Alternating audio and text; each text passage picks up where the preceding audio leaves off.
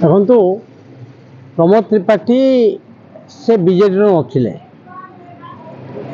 ସେ ତାଙ୍କର ମୂଳ କଂଗ୍ରେସର ଲୋକ। ସେମାନେ ନବ ଦାସ ଯେତେବେଳେ ଆମ ସାଙ୍ଗରେ ଆସିଲେ ସେମାନେ ଆମ ସାଙ୍ଗରେ ଆସି ମିଶିଥିଲେ, କିନ୍ତୁ ଦଳୀୟ ସଭ୍ୟ ନୁହନ୍ତି, ସେ ଦଳୀୟ ମେମ୍ବର ହେଇନଥିଲେ।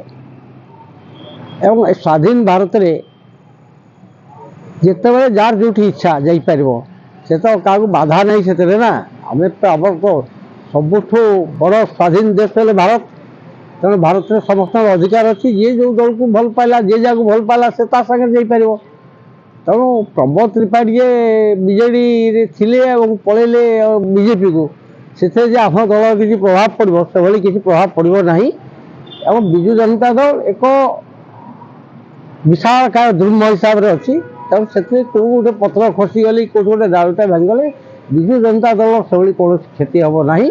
ତେଣୁ ବିଜୁ ଜନତା ଦଳ ଯାତ୍ରାରେ ଆଗାମୀ ଦିନରେ ବହୁତ ଭଲ ଭୋଟ୍ରେ ଜିତିବ।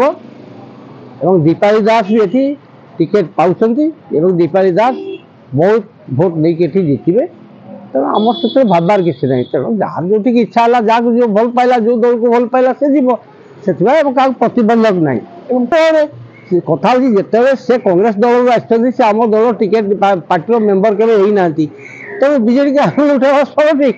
ତେଣୁ ସେ ଯେତେବେଳେ ବିଜେପିକୁ ଗଲେ, କଂଗ୍ରେସ ଥିଲେ, କଂଗ୍ରେସରୁ ବିଜେଡ଼ିକି ଆସିଲେ, ବିଜେଡ଼ିରୁ ଏବେ ବିଜେପିକୁ ଗଲେ, ତେଣୁ ସେ ତ କହିବେ, ନିଶ୍ଚିତ ଭାବରେ କହିବେ ନା। ଆଙ୍ଗୁଳି ଉଠାଇବାର କଥା ଏଥିରେ ପ୍ରଶ୍ନ କେଉଁଠୁ ଆସିଲା? ଶ୍ରେଷ୍ଠ ଶିକ୍ଷା ବ୍ୟବସ୍ଥା, ଉତ୍ତମ ଶିକ୍ଷା ପରିବେଶ, ଖେଳକୁଦ ସହ ଡ୍ୟାନ୍ସ, ଡ୍ରାମା ଓ ଅନ୍ୟ କରିକୁଲାର ଆକ୍ଟିଭିଟି, ପ୍ରଶିକ୍ଷିତ ଶିକ୍ଷକ, କମ୍ପ୍ୟୁଟର ଲ୍ୟାବ୍ ସହ ଅନେକ କିଛି। ବସ୍ ସୁବିଧା ମଧ୍ୟ ଉପଲବ୍ଧ। ଆଜି ହିଁ ଯୋଗାଯୋଗ କରନ୍ତୁ ସେଣ୍ଟ ଭିନସେଣ୍ଟ ପାଲଟି ସ୍କୁଲ, କୁମଡ଼ାପାଲି, ପୁନା, ଝାରସୁଗୁଡ଼ା। କଣ୍ଟାକ୍ଟ ନମ୍ବର 8884592157, 9113201138 ଏବଂ 6371782458। Email ID palti.jsg@gmail.com।